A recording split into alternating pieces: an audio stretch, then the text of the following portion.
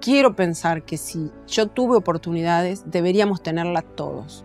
Ahora, a mí me llevó la necesidad hasta acá. Me llevó el ser siempre disponible. Si tenía que ser la camarera del sábado, era del sábado. Si hay que hacer un programa a las 3 de la tarde del domingo, voy. Si hay que ir en Año Nuevo, voy. O sea, yo no sé si tengo más disponibilidad que talento. Y la otra es que no me dejé pasar ninguna oportunidad.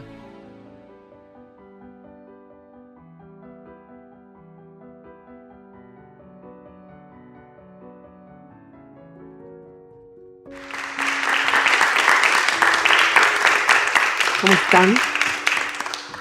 Bueno, vamos a ver.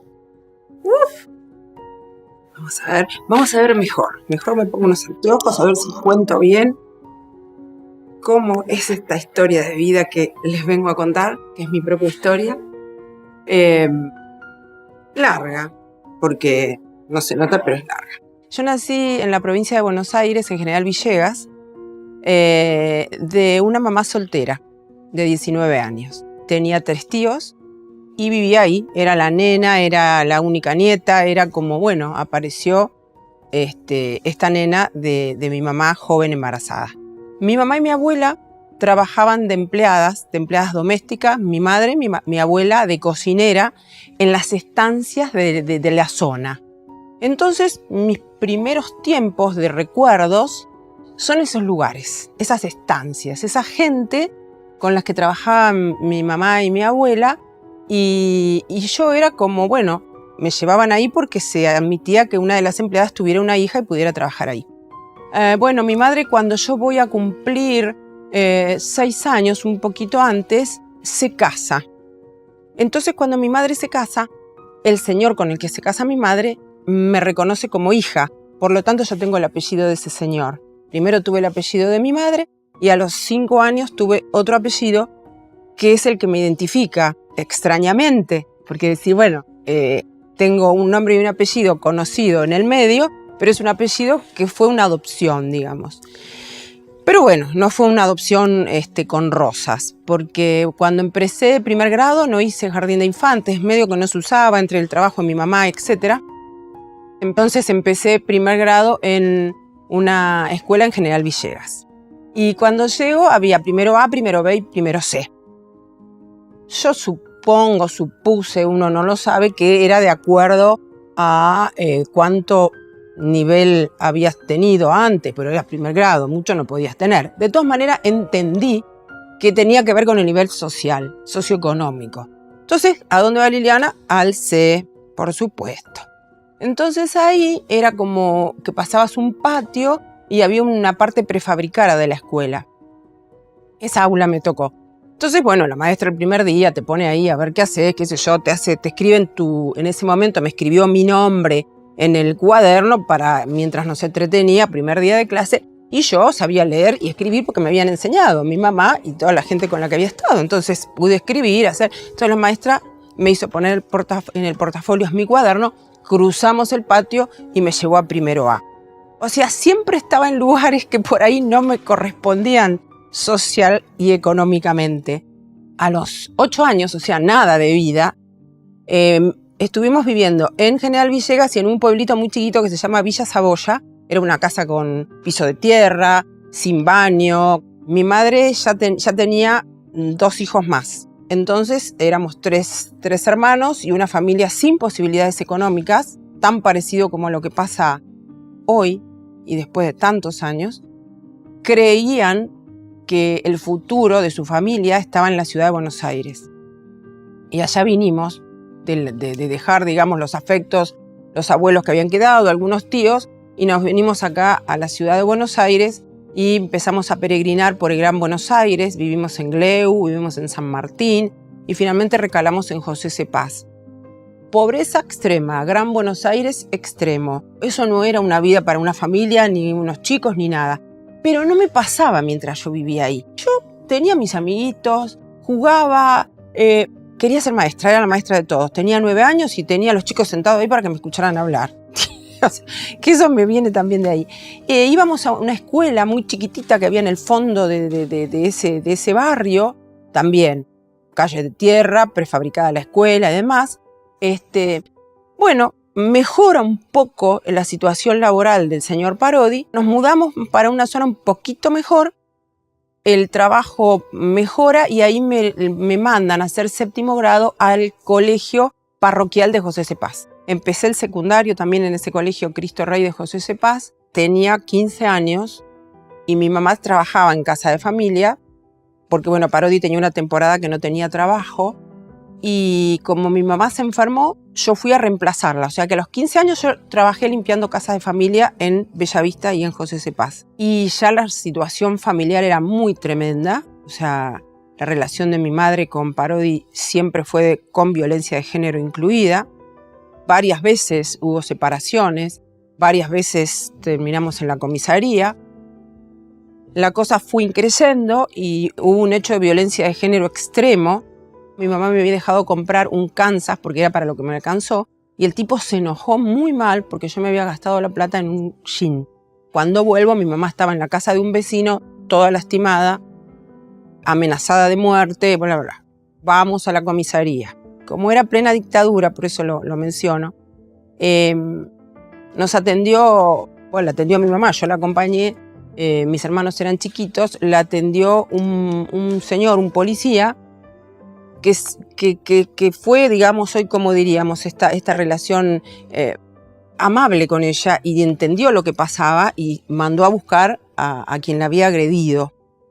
Cuando nosotras estábamos sentadas ahí, él entra, Parodi que lo traen, y el señor policía, que era enorme, lo agarra la cara y dijo, ¿vos hiciste esto a esta mujer? Y igual que ahora, vos no podías detener a una persona si el juez y qué sé yo, que sean, bueno, ese comisario, policía, Dios sabrá qué era, lo dejó detenido una semana para que nosotros pudiéramos irnos de casa. Y eso pasó. O sea, nos levantamos las pocas cosas que había y ahí empezamos a peregrinar con mi madre y mis 3 hermanos hasta que inclusive estuvimos en hogares de tránsito en la ciudad de Buenos Aires. Después nos dijo la jueza, le dijo a mi mamá, si encuentran a su familia en un hogar de tránsito es posible que el padre de familia se los quite. Entonces fuimos a la casa de una tía hasta que, bueno, nos acomodamos de vuelta en una casa en José Cepaz. Seguimos trabajando mi mamá y yo juntas y en la escuela me dieron una beca para terminar el secundario.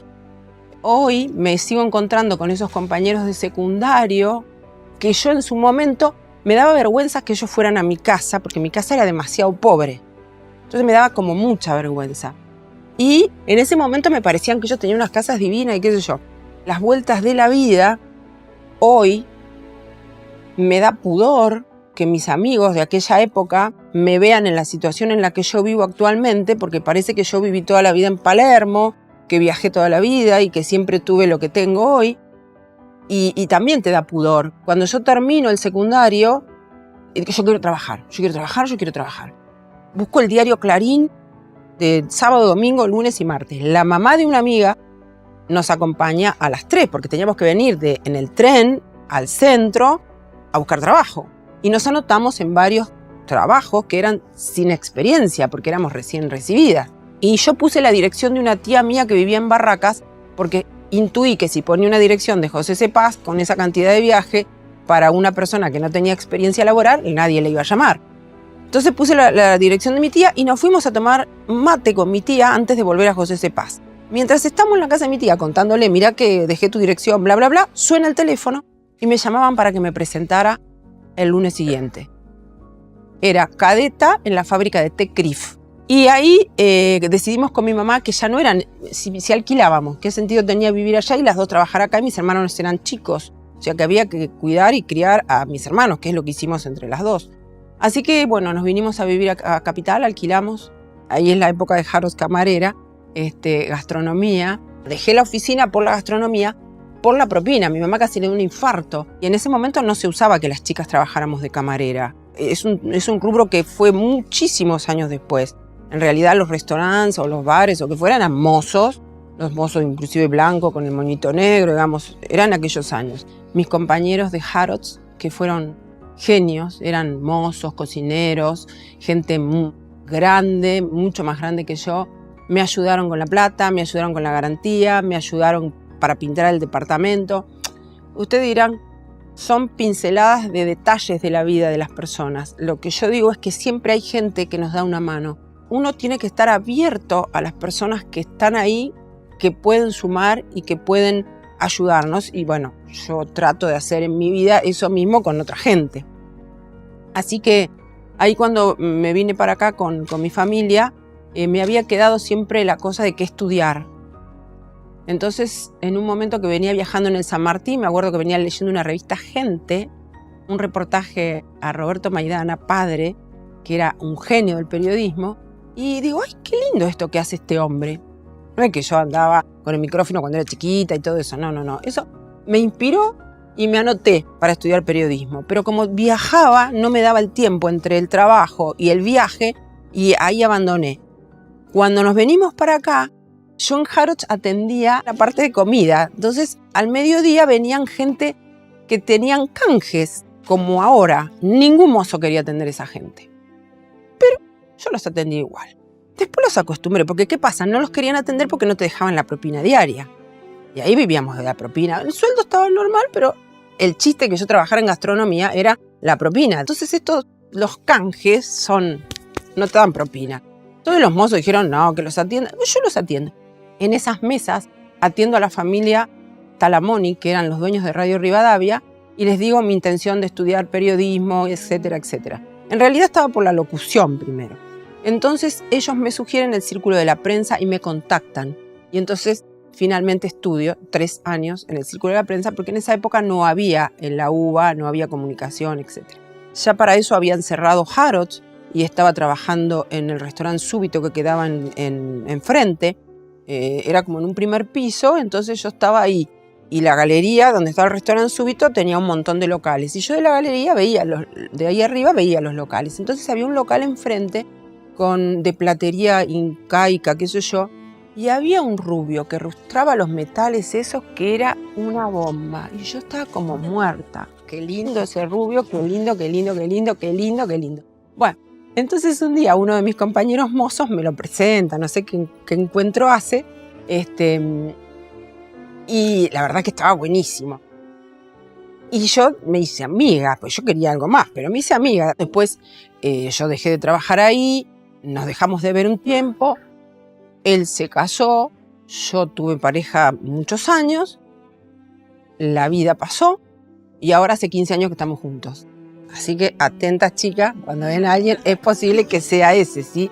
Te das cuenta, no sé, porque yo después tuve otras parejas, otra vida, él tuvo 2 hijos, qué sé yo, pero siempre pensaba, ay, si yo me hubiera casado con alguien, tendría que haber sido ese. Ahí en esos años había tenido la ilusión, o no sé, en algún momento yo pensaba, ¿y quién es mi papá? ¿Viste? Esas cosas cuando uno es chico, de eso no se habla, nadie habla. Yo no quise nunca preguntar, como todos los chicos, para no importunar a tu mamá. A los 17 años le pregunté, ¿quién era? Entonces me dijo, bueno, te voy a explicar, y entonces me cuenta que tal persona, ¿te acordás de fulano que iba a la casa del abuelo cuando vos eras chiquitita? Cuando yo era chiquitita, para que me acordara, tenía 4 o 5 años ya. Sí, bueno, él era tu papá. Ah, que me regaló la pulserita, así. Sí, ¿y qué pasó? Bueno, mi papá era un señor que cuando mi mamá quedó embarazada tenía otra familia, en otro pueblo. Ella entiende que eso era para terminar la situación y la terminó. Y se quedó siendo una madre soltera. Con el tiempo, ella dice que él reaparece, pero ella ya estaba casada con Parodi. Fue ahí todo como... Por lo tanto, nunca más hubo un contacto entre él y yo, ni ella, ni demás. Se pone mal porque dice que ella una vez lo había mandado a buscar, pero le habían rechazado en la casa donde él vivía la búsqueda. Y yo cuando se pone a llorar y el melodrama, dije, fin del tema, 17 años, fin del tema, ya me enteré, ya sé quién es. Y me sentí que era una mujer superada. Empecé mi terapia a los 28 años con la doctora Marta Williams y en algún lado habrá aparecido de nuevo eso, pero yo no hablé con la doctora. Pero un día escribí una carta a la dirección que yo tenía de los 20 y pico de años que había pasado por Villegas, y un pariente me había dado una dirección que era la dirección de mi papá. Y que él había dicho que cuando yo quisiera lo podía contactar. Yo tenía 22 cuando recibí ese papelito, lo guardé y tenía 29 años cuando escribí la carta. que yo solamente quería conocer mi otra mitad, que no quería importunar en la vida de nadie, pero que era importante a esa altura saber cómo había sido mi otra mitad. Algo así escribí en la carta, no tengo la copia, es el recuerdo que tengo. Envío la carta a esa dirección que tenía y a los 2, no, a la semana, porque tampoco era tan fácil, suena el teléfono de línea, no había celu. El teléfono de línea y yo digo, sí, ¿quién es? Entonces me dice, soy fulano de tal, yo soy amigo de tal persona, que era mi papá. Él está enfermo, pero recibió la carta, me dijo que te llame y que vos nos llames el sábado de tal hora a tal hora, porque él está en cama y la familia de él, la suegra y la esposa, no tienen que enterarse de esto. O sea que, muy bien, yo llamo ese día a esa hora y ese fue el día que hablamos por teléfono. Entonces, él está enfermo de cáncer en la garganta y yo y él nos presentamos por teléfono, qué había sido de mi vida, que era de la de él. Entonces él me cuenta los hijos que tenía, había tenido varias mujeres. Y quedamos en volver a hablar, y si él venía para Buenos Aires, bueno, empecé a funcionar la cabeza cómo sería conocernos. Y bueno, la cosa se complicó y en menos de 20 días me avisa el señor amigo de él que se había complicado la salud y que lo habían internado en el hospital, que era importante que yo viajara. Y le dije a una amiga mía, mi amiga Marielena, que la conocí en Harrods de camarera, Marielena, me tenés que acompañar a un lugar, pero no tenés ni que hablar. Me recibe Rafaela con otra amiga de ella y las 4 nos ponemos a conversar y ella, bueno, me desarrolla toda la historia de mi papá, de su visión, que era de la última esposa. Entonces tenía las 2 hermanas mayores, otra que se murió, 3 hermanos en el medio. Ellas eran 2 hermanas y una adoptada. Me preparé con mi amiga y después del mediodía nos fuimos al hospital de Venado Tuerto, donde había 4 camas con enfermos terminales. Él era uno y casi no podía hablar porque tenía un cáncer en la garganta. Así que nos conocimos, después empezaron a venir un hermano, otra hermana, y dice, es tu hermano, y te ibas encontrando en el otro y te ibas encontrando en los hermanos que te iban apareciendo, que eran como más parecidos físicamente que mis hermanos Parodi. Y bueno, y dentro de sus pocas posibilidades de hablar, qué había sido de mi vida, qué estudiaba, qué hermanos tenía, cómo estaba mi mamá, y él me iba contando de las otras familias que tenía ahí. Y en un momento me dijo una frase que no te olvidas nunca en tu vida, y me dijo, ahora que te vi, ya me puedo morir. Al otro día volvimos a verlo, y cuando nos vamos, se fue, o sea, se murió. Se murió menos de 48 horas de habernos conocido. Entonces, yo no lo tomé dramáticamente, lo tomé como que la vida me regaló que yo vea antes de morirse a la persona que era mi otra mitad. También había buscado hacerlo, pero justo lo busqué 20 días antes. Podía haberlo buscado 20 días después o 5 años antes. Y bueno, y el amor no te nace de la sangre, el amor te nace de la relación, de la vida, o sea que no es que yo... Pero era como muy impactante, pero me impactaban más los hermanos. Entonces después tuve que conocer a una hermana que no me quería conocer, porque claro, esta que viene, plata no había, pero bueno, había celos, esta que viene, no sé qué. Entonces me encuentro con una hermana, que hoy es con la que más relación tengo, que es re parecida físicamente a mí, entonces era como muy impresionante, y ella era muy jovencita. Entonces bueno, después viene el velorio, y mi hermano Rafael, que es el único varón, que quería cambiarme el apellido, y si no querés que te adoptemos, y vos qué grupo de sangre tenés, y empezamos a hablar de nosotros, con él ahí, porque la historia era la nuestra. Así que bueno, terminó todo el asunto, y yo, con mi amiga Marilena, que estaba mudita todavía desde que la llevé, porque no podía dar crédito a todo lo que nos había pasado, en menos de 48 horas, nos vamos a un restaurante hasta tomar el colectivo ese día a la tarde, porque nadie nos invitó a la casa, ninguno de mis hermanos dijo nada, todo muy lindo, nadie nos dijo nada, fuimos a un restaurante. Cuando estamos en el restaurante, me llaman por teléfono al restaurante, ¿a mí? ¿Quién? Entonces fui al teléfono y dice, yo soy Lucy, tu hermana mayor.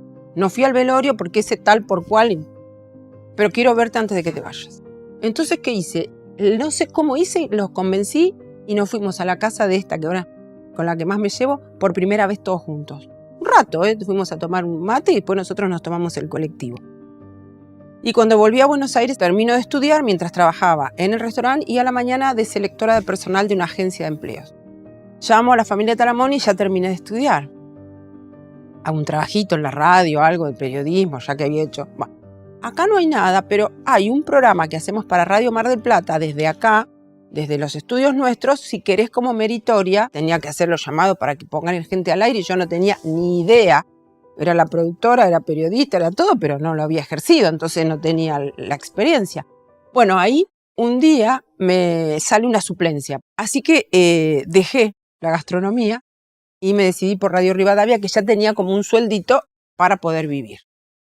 Y ahí me tocó, digamos, dentro de lo que es este trabajo, la escuela, el máster que hice, que fue haber tenido la oportunidad de trabajar con Cacho Fontana, Héctor Larrea y Antonio Carrizo. Y ahí me fui quedando y fui creciendo. Y cuando me sentía así como la reina de todo, me echaron. En el momento me mató.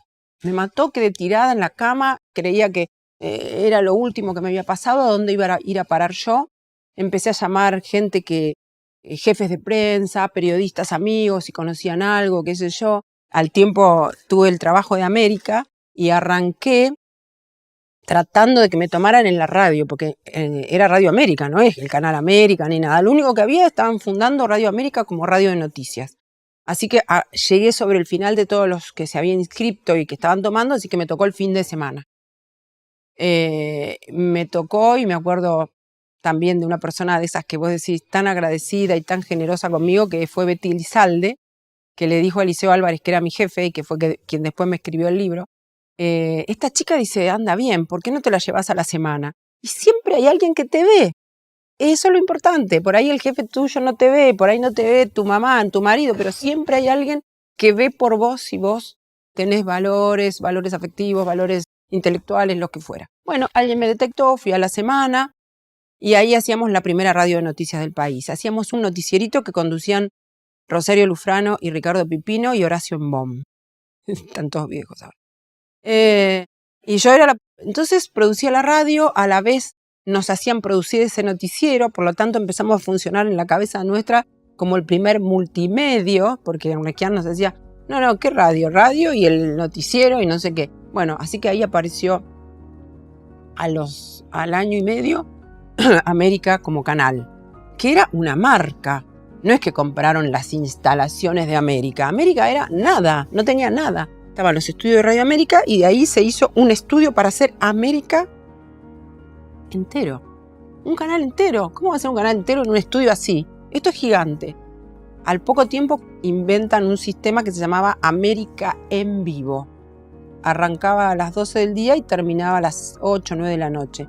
Cada 2 horas cambiaban los conductores. Ese fue el arranque de América. Y así que hacíamos un poco la radio y el canal. Y yo creo que de ahí me quedó acá América en vivo.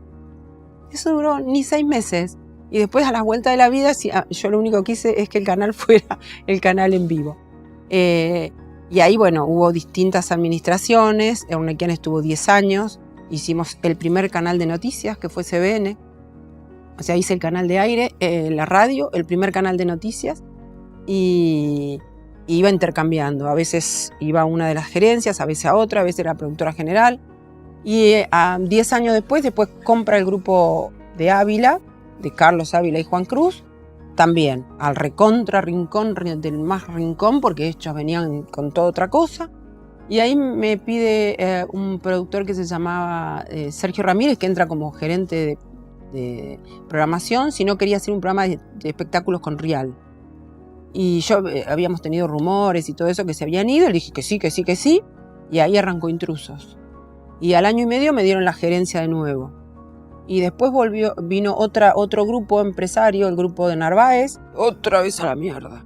Y ahí me sostuve un poco en el canal de noticias A24, que recién arrancaba, otro poco haciendo programas, otro poco pensando cuándo me iba, bueno, de todo. Ahí pasaron otros tantos años. Cuando se quedó Daniel Vila a cargo del canal, miró a sus alrededores y dijo, Liliana, pero no es que me dieron bombos y platillos y me hicieron una... No, él me dijo, ella es la que trabaja y con la que me entendí. Al principio empezó como en esta última etapa como Bueno, como una cosa temporaria hasta que resolviéramos lo que iba, o que él resolviera lo que iba a hacer. Sí, te quería preguntar, recordando a esa chica de 18 años que se fue a Capital, ¿qué consejos o qué cosas le dirías para el resto de su vida? Para todas las cosas o sea, desde tu punto de vista que viste, ¿qué consejos le darías? Mirá, o tuve la fortuna de cruzarme siempre con gente buena o pude zafar de los que no eran buenos. No lo tengo bien claro, porque lo único que está allá afuera es gente, como en todo, con la que te puedas cruzar. Eh, por supuesto, el afecto familiar, aunque sea gente muy pobre, siempre te ayuda. El afecto de los amigos, lo que me ayudaron los amigos y las amigas en mi vida no, es indescriptible.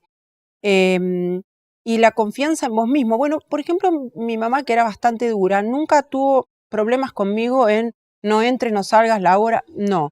Yo a veces pienso que he tenido mucha suerte, porque me podía haber enfrentado con situaciones, porque he estado en trabajos, en horarios, con gente que voy a decir, le fue bien a esta chica.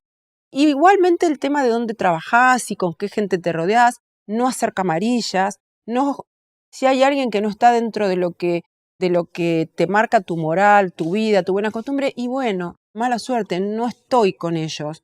O sea, eso es en los trabajos también, ¿eh? O sea, cuando vos empezás a trabajar y sos productora, asistente, lo que fuera, y te juntás de los quejosos, por ejemplo, y van al bar de la esquina, y y el jefe es un tantán, y no creces, porque ellos te dejan. Al final uno está solo, porque yo ponele hoy, no que tengo un partido político que se llama Liliana Parodi, yo soy yo. Hace 3 o 4 años tuve así un encuentro con Daniel Vilá importante de poner cosas en su lugar que él me quería transmitir, y me dijo otra cosa. Vos podés ver tu trabajo, tu actividad o lo que hagas en la planta baja, y en ese momento estábamos en un piso 12, o mirarlo del piso 12. Es distinta la visión. Y todas esas cosas después las vas poniendo en práctica, creo que es eso. Y a veces quiero pensar que si yo tuve oportunidades, deberíamos tenerlas todos.